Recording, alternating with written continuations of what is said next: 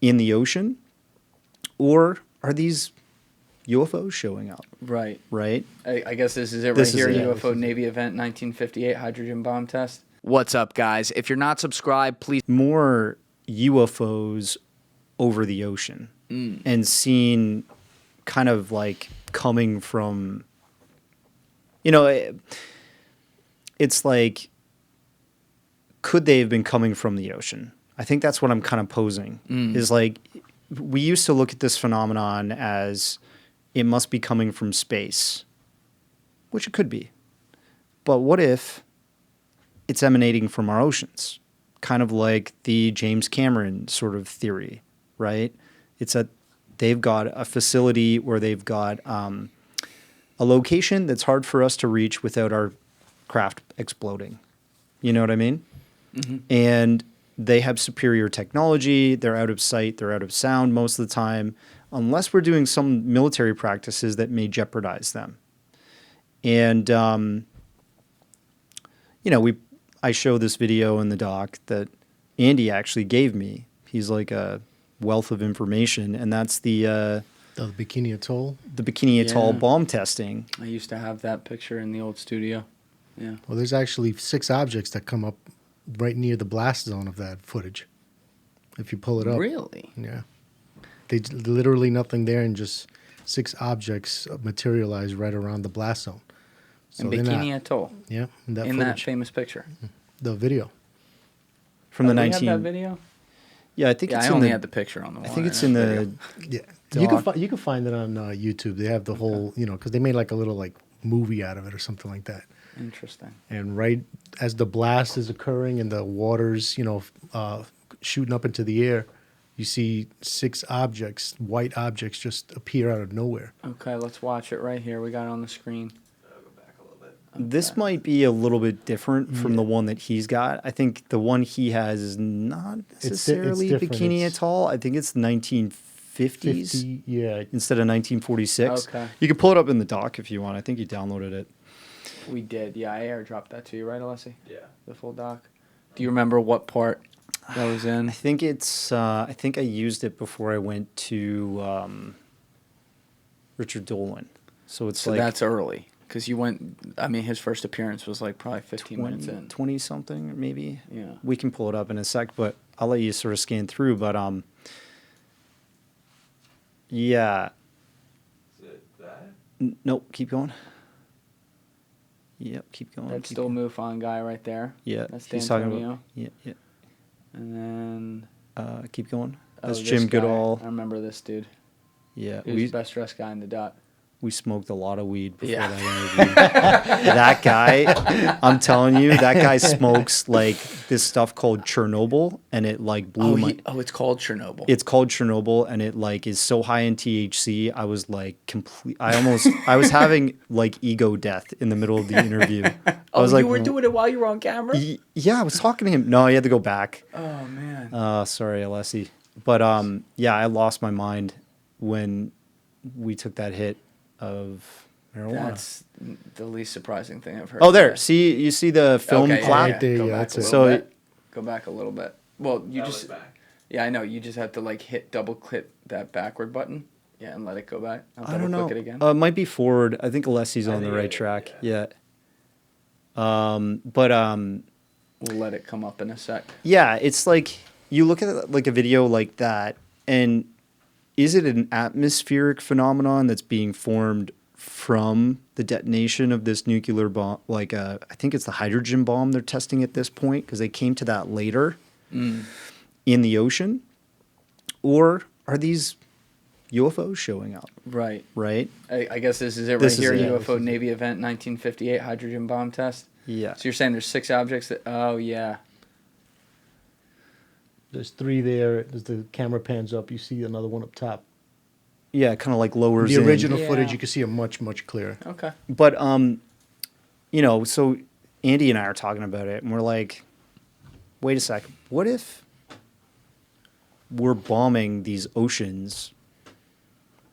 areas where... So basically, if we are sharing the planet with something, right, and if there is a species or some kind of intelligent race that exists here on this planet and are possibly using the oceans as their home or their base of operations, and we're detonating these explosives or these nuclear bombs in the oceans, that's going to be a concern for them as well, because the energy released from these explosions is not little. You No, understand? no. And we all know it travels very well through water. Sound and, energy travels very far. So it's going to affect them as well if they're down there. You understand? It may be a danger to them as well. Do you think that at the time of us doing a test like that, we didn't have any intelligence to say they're down there? So that's why, meaning we wouldn't have done it if we knew that, because we would have feared the reverberations of the punishment they may inflict upon us? I mean, I know that we've had our incidents where we've seen these things, but I don't think there was any real correlation with the ocean yet. So I think it was just us doing what we were doing and doing the tests. And then, I mean, if you know, once we began doing these tests and these explosions, the uptick in sightings, I mean, just skyrocketed. Yes. We had a lot more incidents. And if you put it in that perspective, then if something was there, now we're a threat to them and their existence down there. Like, there was a podcaster or a journalist that asked Lou Elizondo a while ago if there was one book that you could read on this subject of what's going on with UAPs and UFOs, what would it be? And he said, you should read Chains of the Sea. Chains of the Sea is a science fiction book, but it touches on all of these strange things that are currently culminating in reality right now. Chains of the Sea is about UFOs landing in a few major cities across the world. I think one's in Venezuela, a couple in the United States. And when they land, we have artificial intelligence on the planet that's very advanced, which we're getting there now. Hasn't gone rogue or anything yet, but we're starting to see some major things happening, right? So AI interfaces with these landed non-human intelligent extraterrestrial craft. Humans interface by attacking them. The AI has a conversation with the non-human intelligent extraterrestrial beings that have landed.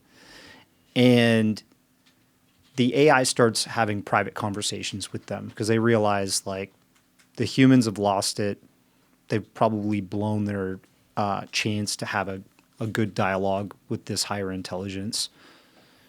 And when they ask the extraterrestrials, what's up? What's going on in reality? The ETs say, the humans are not actually the masters of this domain. There's other intelligence that are higher and more superior that are also living here that have more mastery over this domain. And some of that was alluded to being ocean-based.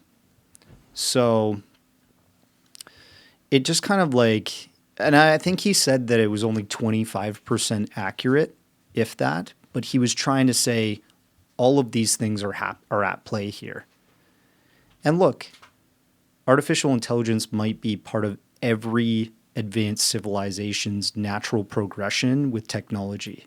How do we know some of this UFO activity is not something like a von Neumann probe, yeah. Right?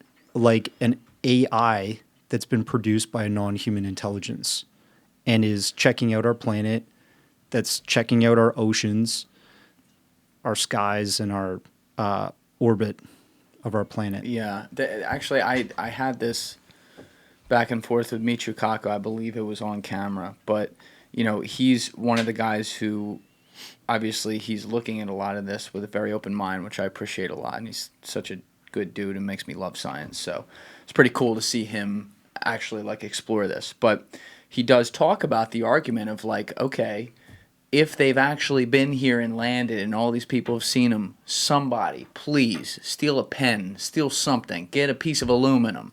You know, we don't have any of that. If we do, it's in the government, but, you know, we don't have proof of that at this time. Trace evidence. Right.